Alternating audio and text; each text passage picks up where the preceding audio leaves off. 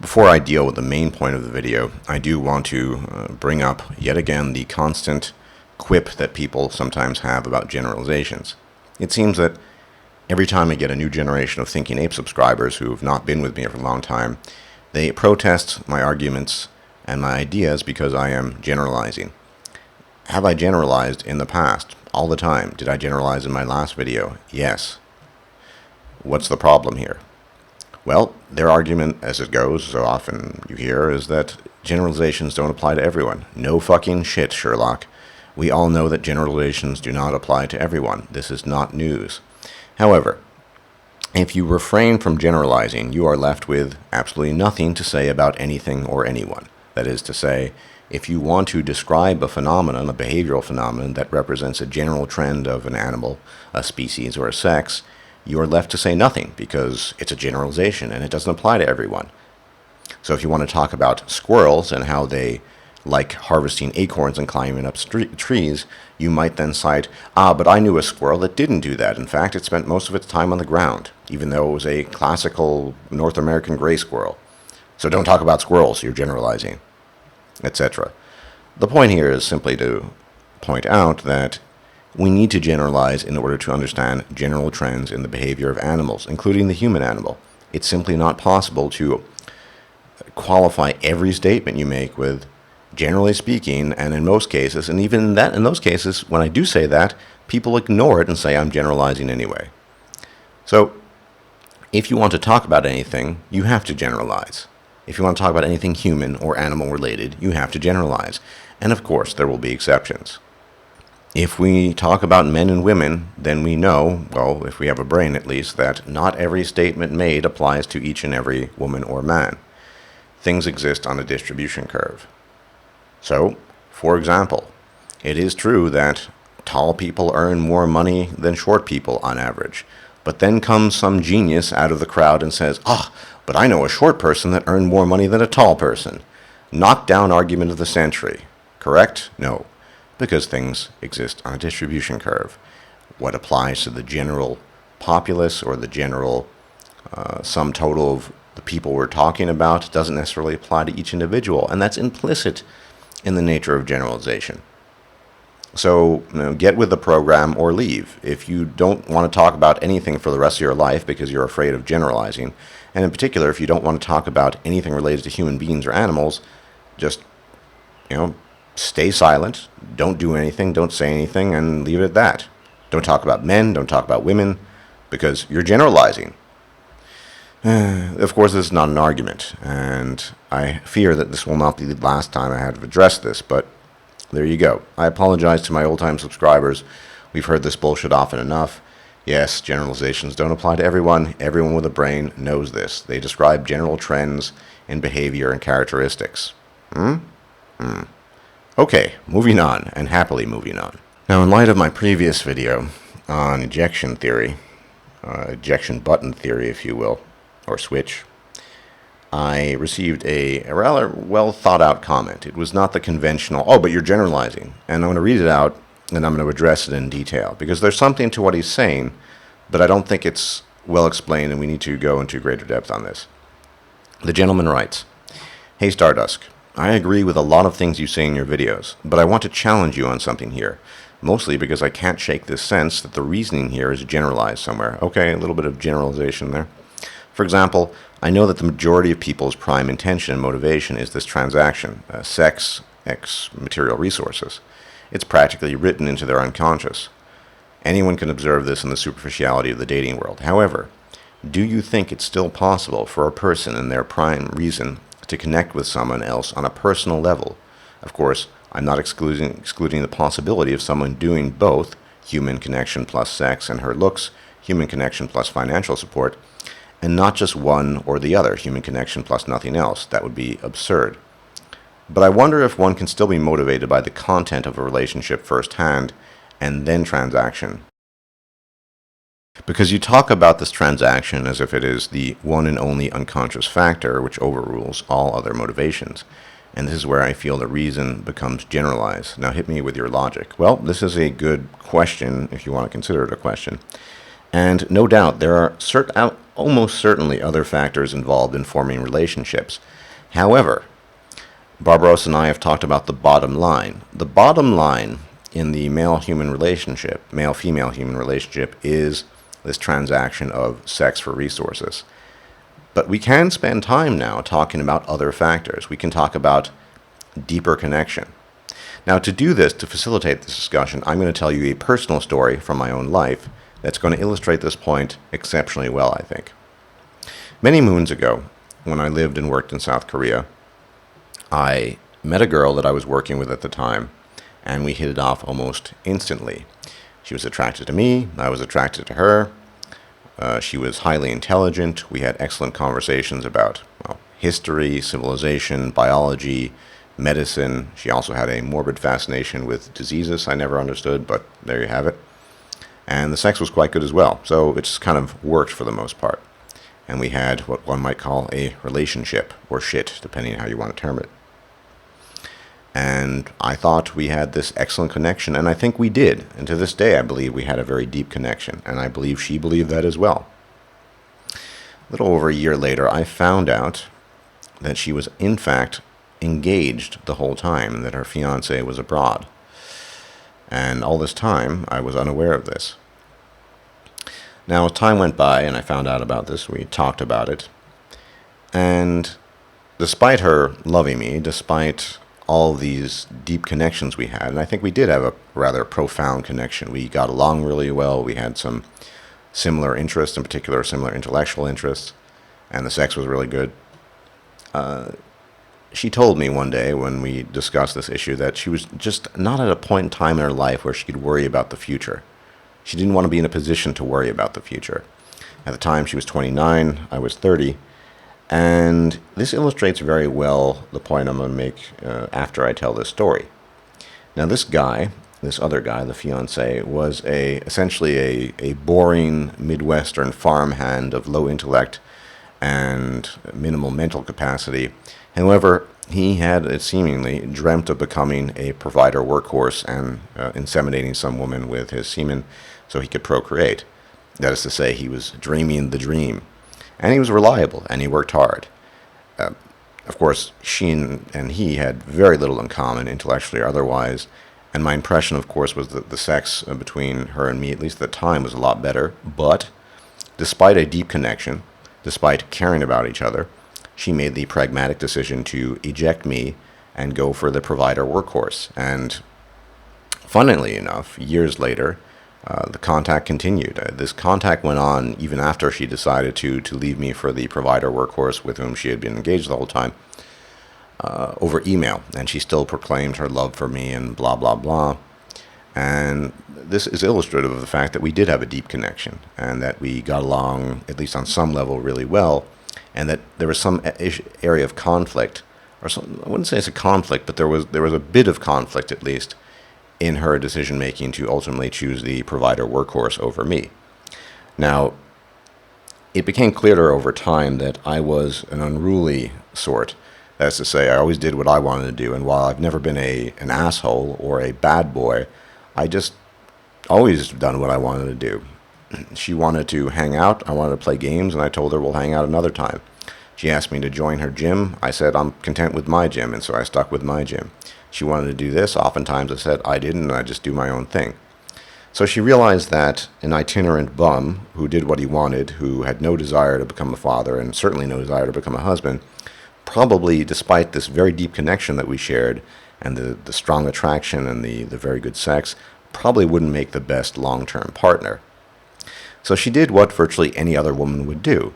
She took the pragmatic decision to move on and to partner with the Midwestern farmhand who his entire life apparently sought to become a provider workhorse. This was his dream, and it is the dream of many a man. It's a mystery to me, but there you have it. This is what I'm talking about. Of course, you can have a deep, profound connection with a female. You can share similar interests. You can have, very occasionally at least, in some cases, excellent conversations. You can have fantastic intimacy. You can have great sex. However, this pragmatic aspect of sex for resources, or rather you being the male and your desire and willingness to provide resources, will almost always override this other factor of the deep connection. Now, the gentleman does mention the combination of connection. In fact, he actually says that just deep connection would never be enough. And my story is very much demonstrative of this and illustrative of this. We had a deep connection. It existed for years after the fact. After we split up, she kept in contact. Even when she was pregnant, she was telling me she still loved me. This was years later. Since then, I think she's popped out 2 female offspring. And she's probably looks like a hideous troglodyte by now because she's almost my age and, well, you know. But still, the moral of the story is women will push the eject button when the pragmatic aspect isn't there.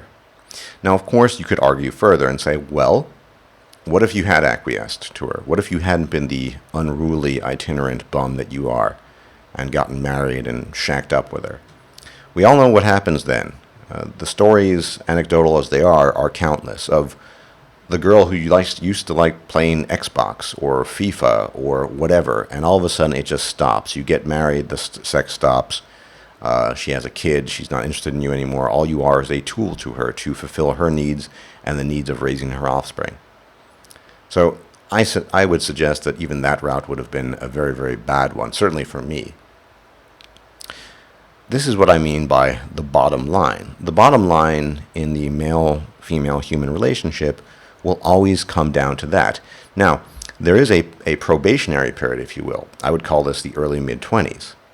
As the woman moves closer and closer to hitting the wall, these concerns and worries that she has about the biological clock, about procreating, become paramount. For example, I think if I had met this girl 5-6 years earlier, she probably would have stayed with me, at least for a while. We almost certainly would not have gotten married. I wouldn't have had children with her, unless she forced me, of course, using conventional means. But I think the age made a big difference. I was 30 at the time, she was 29, and she was getting very, very close to hitting the wall. And since then, of course, she's procreated, but still. When you're younger, these things are less of an issue. When you're younger, of course, you tend to focus more on a connection.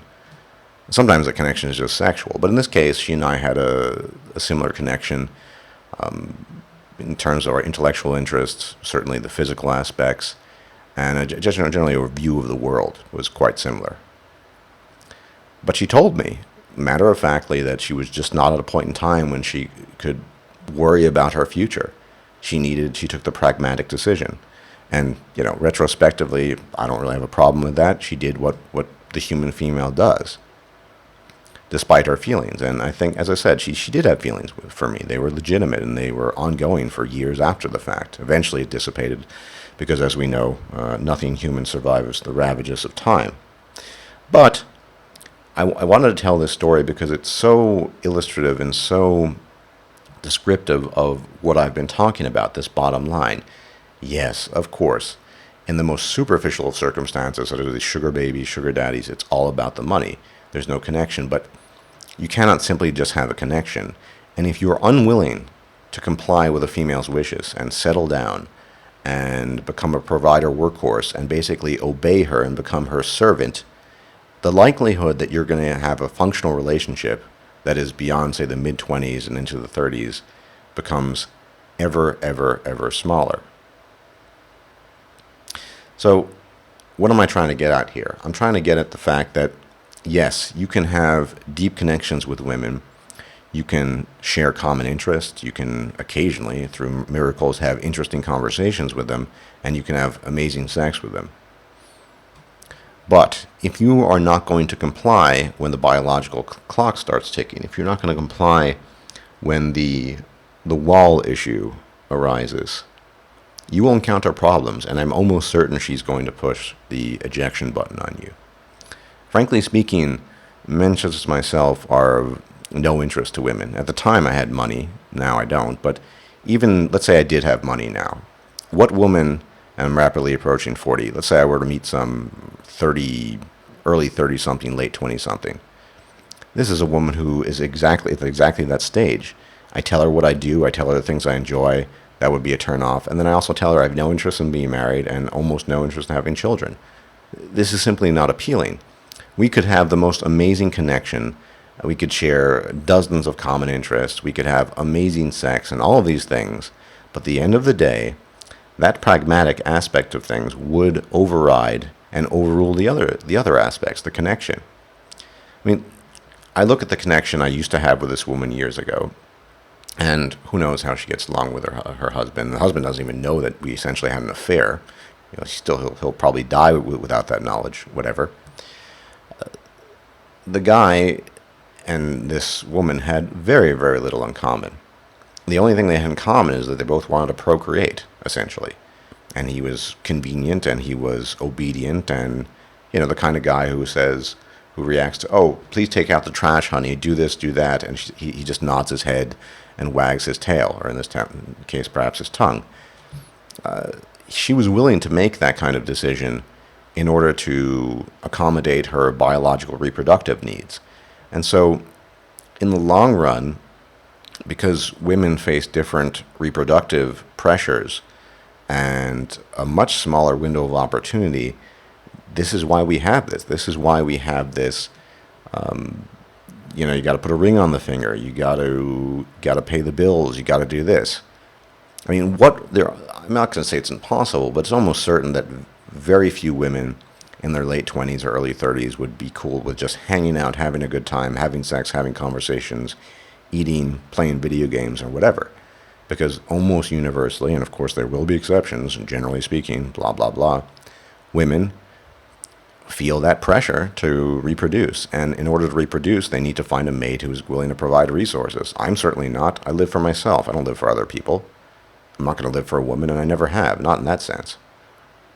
I still care. At the time, my feelings for her were lingering as well after a while. But, the reality is, pragmatism, women are extremely pragmatic, and they have to be, because, and I'm not faulting them for it, it's just the way they are.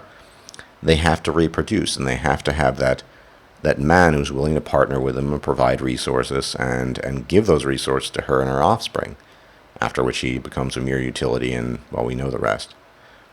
But that wasn't something I was willing to become, ever.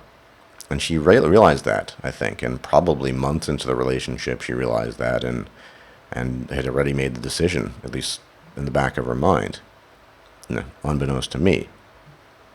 Sure, at the time it was hurtful, but I understand her reasoning. It makes perfect sense. If I were a woman in a similar position, I'd probably do the same thing, almost certainly. But I'm not. Men and women are different. I mean, on the other hand, another reason why I don't think that men have this ejection button is because we just have a much longer window of opportunity.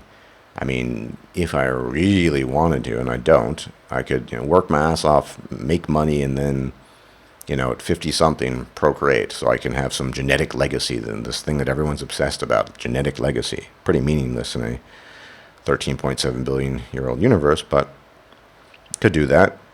Probably attract some 30-something wench and reproduce. Whatever. The window of opportunity is much greater for men. And thus we're much less inclined to press the eject button under such circumstances. I mean, we know the way men are. We know the way we are, right? If we can find a girl that we have a good connection with, that we can have conversation with, that we can fuck well with, that shares some similar interests, we've kind of hit a gold mine, essentially. The problem is, that kind of thing is enough for a man, but it's almost never enough for a woman. Remember the formula. Men look for genetic fitness, and anything on top of that is just an add-on, a bonus. Women look for the combination of genetic fitness and the willingness for resource provision. So you can just have a resource provider like the Midwestern farmhand, or you can, I'm not saying I was particularly fit, genetically fit, but you can have someone who you have more in common with, a deep connection, but without that combination, you're not going to get either. And I should also point out that even in the cases where there is a quote-unquote deep connection along with the willingness to be a provider workhorse, that sometimes or very often just sort of teeters out. The reality is these common interests tend to be sublimated and indeed suppressed in a marriage because the all-encompassing desire to reproduce and then have a child, all that devotion and attention goes to the child. The husband becomes obsolete. He's just a tool, a means to the end. So this is the way it is. And I'm not going to complain about it, but of course, yes, you can have a deep connection with a female. You can have powerful feelings, and she can have powerful feelings for you.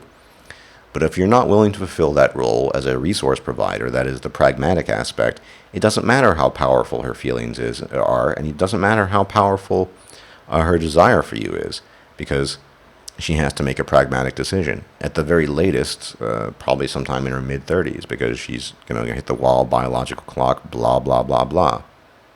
Men aren't troubled by this. Not at all. As I said, I would have been content to have continued a relationship at the time. We got along for the most part. Common interests, sex was good, all that stuff. It was a pretty good relationship at the time. But I would have continued on my terms. I wouldn't have fucking supplicated her. I wouldn't have gotten married and had children.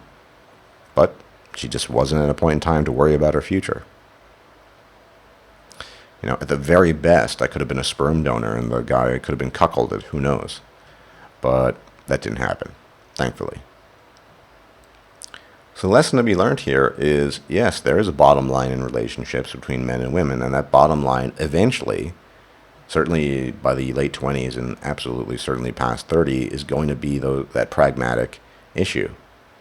I've had some fascinating encounters with women since moving to Germany in the last couple of years, where a couple of years ago when I was still working that warehouse job, for example, they speak to me, I sound articulate, I sound educated, because I am, and then they ask me what I do with a smile on their face, and I tell them, I lug around heavy shit in a warehouse. And then their facial expression warps and changes, and they just think, okay, and then a couple of minutes later they just leave and don't talk to me anymore. So this is how it works. I think Paul Prodi has put it really, really well. He has this amazing talent for imitation. The parrot imitation. So what do you do? I think that's how he did it. I'm not as good as he is, but so what do you do? Meaning, how much money do you have? What do you make? Those are just the rules of engagement. Certainly at my age, I've yet to encounter a female who just wants to have a cool conversation and hang out. I mean, I have a friend in the States who's always talking about this. He's basically 40 now, and I don't want a kid. I don't want to get married. I just want a cool chick I can hang out with and fuck sometimes. Keep dreaming and keep looking if you want that at that age. I mean, I guess you could hire an escort, but the nature of the male-female relationship, there is a bottom line, and these pragmatic aspects will always be primary and absolute compared to the other ones, at least once you reach that certain age. I mean, if you're 22, 23, yeah, you're not that worried as a female. You still have time. As time marches on, though, it becomes a primary concern, right? And there's no way around that. I don't fault women for that. I don't hate women for that. They're just doing what they're doing because that's in their best reproductive interest. I don't doubt that some women have the capacity for very deep feelings towards men, but that capacity is something that can be switched off if need be, and if not switched off, it can certainly be overridden. In my case, in my situation with this ex-wife of mine, that yeah, there were some pretty profound feelings, but they weren't as important as her getting on and procreating. So I think that more or less covers the issue, and I've addressed the issue extensively. You can combine things, of course, but the transaction, that financial transaction, the willingness to give her stuff and the willingness to give her resources and money and support her offspring, that is going to be, at the end of the day, much, much more important than any deep connection you have, whether sexually, spiritually, mentally, emotionally, intellectually, or whatever, or a combination of all of the above. Who cares? Business and the bottom line, as Barbarossa once said. The bottom line is money. Cold, hard cash, resources. Are you willing to give it to her and have a kid with her? Sure. Then she'll keep you on, and watch as the relationship warps, and watch as it mutates, and you become a slave to her will. And when you don't, when you're disobedient, she will punish you. And if you're too disobedient, eventually she'll punish you by divorce and take everything you have. Kind of a lose-lose situation for a man, especially if you're really desperate to procreate and have a so-called genetic legacy, which I'm not. I think I've said all I can on that subject. I just wanted to illustrate the point and then describe the phenomenon. if people have a problem with this, don't get angry at me. I've seen lots of angry comments in the comment section. Oh, but you're generalizing. To the people who think I'm generalizing about this, wake up and open your eyes. This is reality. Take off the blinders. This is not a generalization. 99.9% of women are like this. You reach a certain point and they have to prioritize. It doesn't matter how much he loved you or it loves you or what the connection is and how amazing the sex is. She might try to hang on to you for a while, but eventually, if you're not willing to provide for her and give her stuff, money, resources, jewelry, whatever, to show you're willing to provide resources for the brat she squirts out, it's over. Game over. Now, if you're willing to live with that and do that, that's fine. But we do not need to live in a state of denial about this and pretend that it's not the case. To pretend that they're no waltz running around. That's not the way women operate. It is just not the way they operate. And I don't fault them for it. I don't hate them for it. Personally, I have no interest in dealing with them for that reason, because it's just, what profit do I have from it? But that's just the way they are. We need to get with the program. And if you're still dwelling in la-la land because you're afraid to generalize and you're still yearning for some love of your life, then you have a very, very long way to go, son. A very long way. That's all I got to say about that. For now, more videos to come, as usual, assuming I'm alive and Zeus favors me. You take care and enjoy your day. And I really hope it's not as hot where you are as it is where I am, because I fucking hate it. Bye-bye.